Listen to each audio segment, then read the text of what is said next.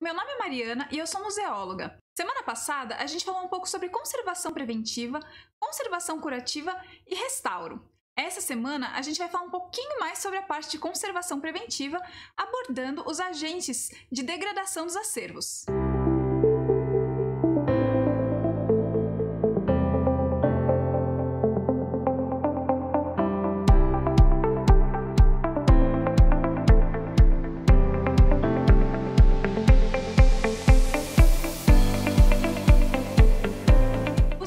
Degradação do acervo nada mais são do que situações que vão acabar reduzindo a vida dos objetos. Os primeiros agentes de deterioração que nós vamos falar nesse vídeo são os agentes físicos, que se tratam principalmente da luz, da umidade e da temperatura.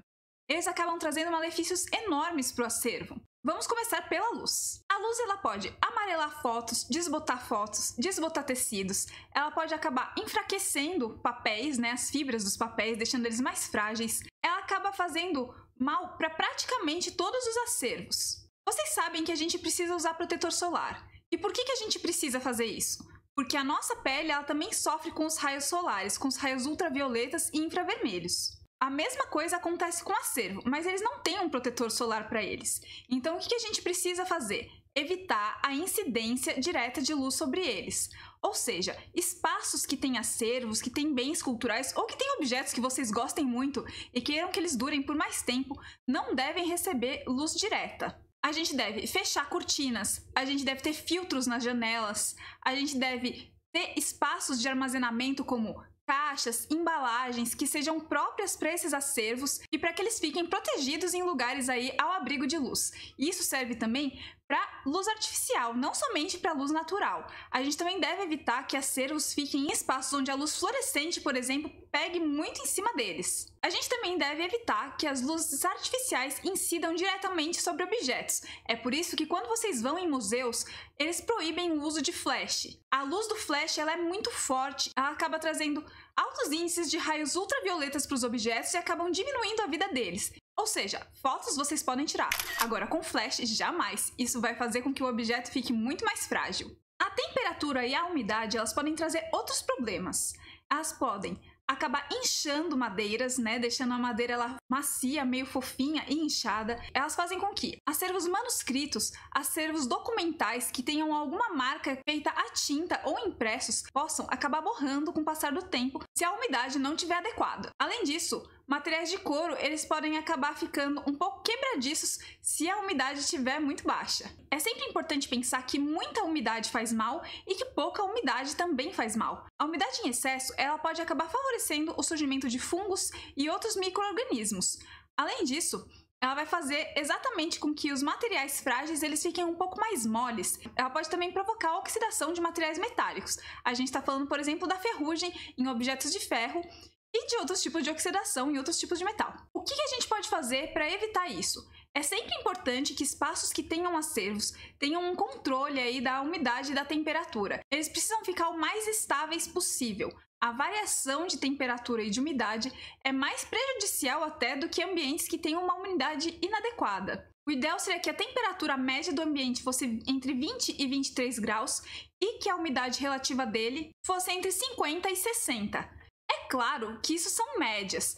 Espaços de exposição, eles precisam ter um ambiente agradável, eles não podem ser muito frios. Mas os espaços onde os objetos ficam armazenados e que não têm tanto contato assim com pessoas, como reserva técnicas, eles podem ter sim uma temperatura mais baixa. Temperaturas baixas ajudam normalmente a prolongar a vida do objeto. Algumas outras questões que a gente pode levar em conta, que são muito fáceis de fazer para controlar a umidade e a temperatura, é observar se o espaço possui rachaduras no teto, se ele possui goteiras, se ele está sendo limpo com panos úmidos. Às vezes você passar um pano úmido no chão, ele acaba aumentando a umidade do espaço. Vocês já viram que quando a cidade está muito seca, quando os espaços estão muito secos, as pessoas colocam baldes de água, toalhas molhadas e coisas assim para fazer com que a umidade aumente? Pois é, quando a gente limpa um ambiente de acervo com panos úmidos, a gente acaba trazendo exatamente esse tipo de efeito, que é o que a gente não quer para esse tipo de espaço. É importante também pensar que quanto maior a temperatura, mais umidade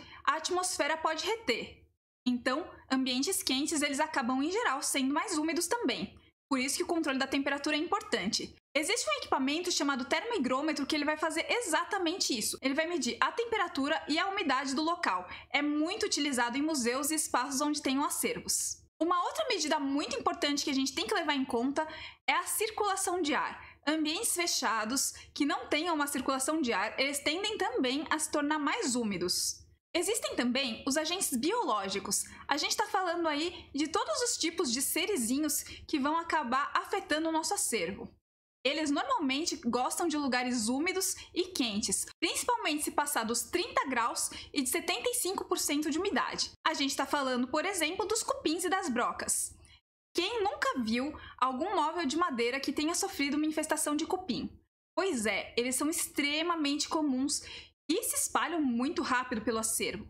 A forma mais fácil de você controlar a existência de cupins em acervos, em objetos, é fazer uma análise constante desses espaços. É sempre checar se você não encontra aquelas pequenas bolinhas, que nada mais são do que o excremento dos cupins próximos a materiais de madeira. Além disso, nós temos as brocas. Elas são bem nojentas, elas acabam vindo de partes estruturais, elas atravessam paredes, elas vêm do solo, elas são uma infestação muito grave e são os principais inimigos dos livros, por exemplo. É muito comum nós vermos livros com rastros aí de furinhos de broca, e a gente deve sempre tomar muito cuidado onde a gente armazena eles. É importante, por exemplo, que os livros eles não estejam completamente encostados uns dos outros, pressionados de uma forma muito grande e que tenha um espacinho entre eles. Esse espacinho evita que as brocas andem, elas não gostam de espaços, elas gostam de lugares bem apertadinhos mesmo. Uma boa forma de você ver se tem brocas em algum lugar é porque elas deixam um pozinho bem fino, tão fino quanto talco mesmo, diferente das bolinhas deixadas pelo cupim.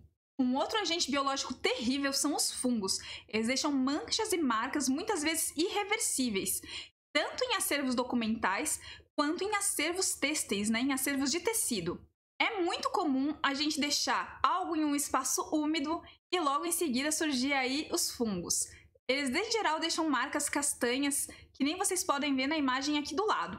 Para evitar que isso aconteça, a gente tem que tomar muito cuidado com onde a gente armazena as coisas, pensar na temperatura e na umidade desses espaços, deixar o abrigo de luz, mas sempre em locais frescos, com circulação de ar. Aí, a gente vai ter uma menor chance de ter fungo circulando pelo espaço. Um outro agente biológico aí, também muito comum, são as traças. Quem nunca teve uma roupa furada por traças que atire a primeira pedra?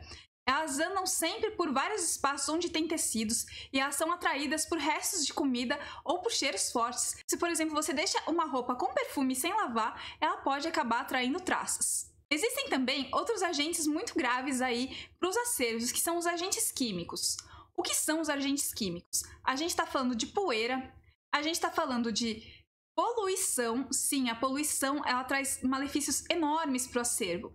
Os acervos eles têm problemas com coisas ácidas. Por exemplo, papéis, eles são muito sensíveis à acidez, eles acabam se desgastando muito em ambientes ácidos. E a poluição, ela acaba propiciando um ambiente muito mais ácido, porque nela existem elementos químicos como o enxofre, e isso acaba trazendo realmente danos sérios aí para o acervo.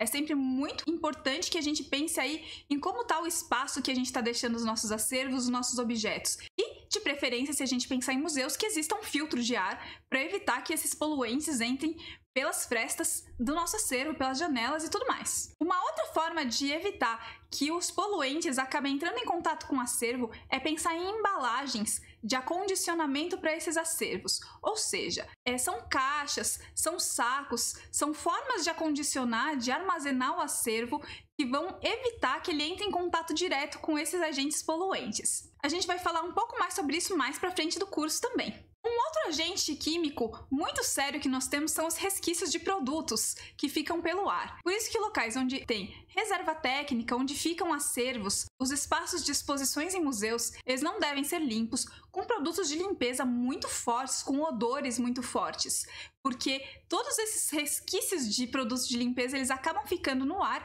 e podem acabar prejudicando aí o acervo também. O ideal é que os ambientes sejam limpos com panos úmidos muito bem torcidos para não causar aquele problema de umidade que a gente fala, só com água ou uma mistura de água e álcool. E por último, pensando aí nos principais agentes de degradação, nós temos os agentes mecânicos. O que são os agentes mecânicos? Eles se tratam do mau manuseio dos objetos, ou seja, o transporte inadequado. Quando a gente vai mover um objeto de um lugar para o outro, sem nenhum cuidado, a gente pode acabar derrubando ele e fazendo com que ele se quebre. A gente, quando está lendo um livro, pode acabar dobrando alguma orelha, pode acabar deixando cair algum resquício de comida. Isso aí também é causado por nós mesmos, né? Fazendo um mau uso dos objetos. A gente está falando da degradação proposital através de vandalismo. E, em geral, os agentes mecânicos mais comuns somos nós mesmos, né? É causado pelo homem, que acaba não tendo um cuidado com o acervo.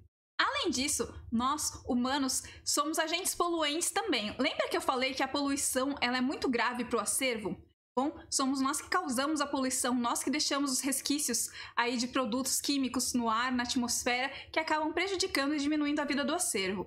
Então, todas as questões de cuidado do meio ambiente, eles acabam também refletindo indiretamente no cuidado com o acervo.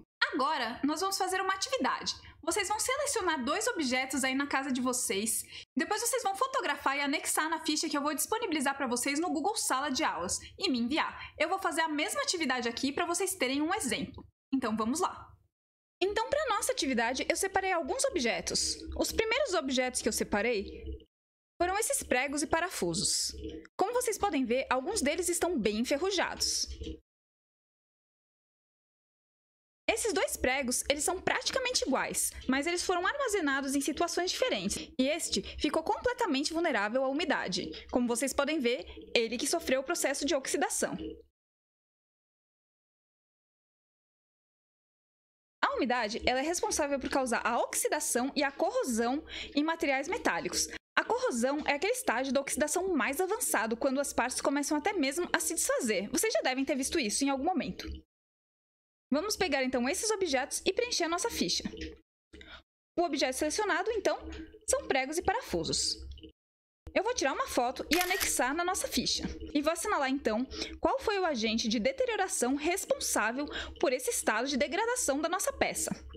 No caso, foram os agentes físicos. E vou especificar quais: a umidade.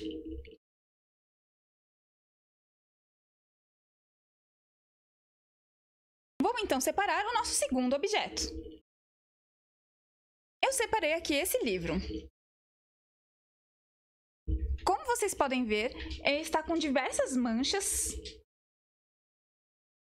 As folhas estão um pouco inchadas, principalmente na capa e na contracapa.